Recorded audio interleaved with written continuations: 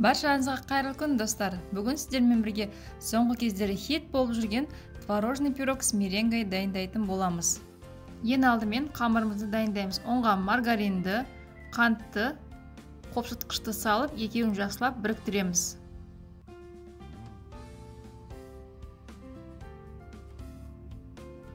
Мінекей дәл осындай болып шығу керек. Енді осыған бір жұмыртқаны, бір қасық қаймақты салып, жақсылап екеуін араластырамыз. Кейіннен қолымызбен қамыр илейміз. Қамырымыздың әбден иігін қандырамыз. Кейіннен аздап ұн сеуіп, қамырымызды жаямыз.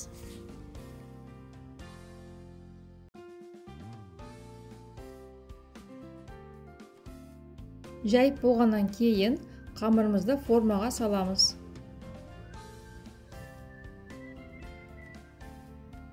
Шеттерін формаға біріктіреміз. Артық қамырларымызды осылай алып тастаймыз.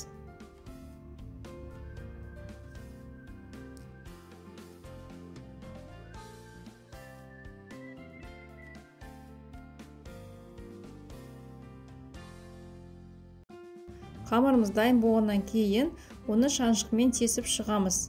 Тесіп шыққаннан кейін пирогымыздың салмасын дайындаймыз.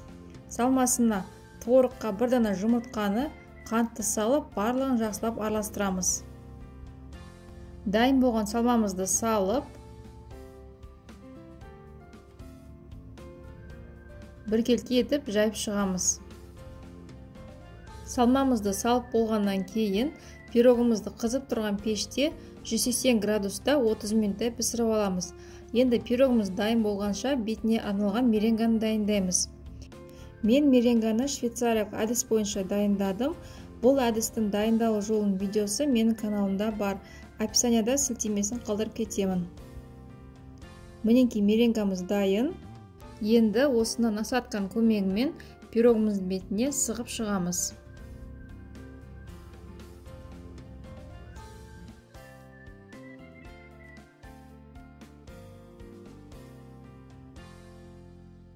Меренгамызды сығып болғаннан кейін пирогымызды қызып тұрған пеште 150 градуста 10-15 минуттай қойып аламыз. Мінекей пирогымыз дайын болды. Сіздерге де дайындап көруге кеңес беремін. Келесі кездескенше астарыңыз дәмді болсын.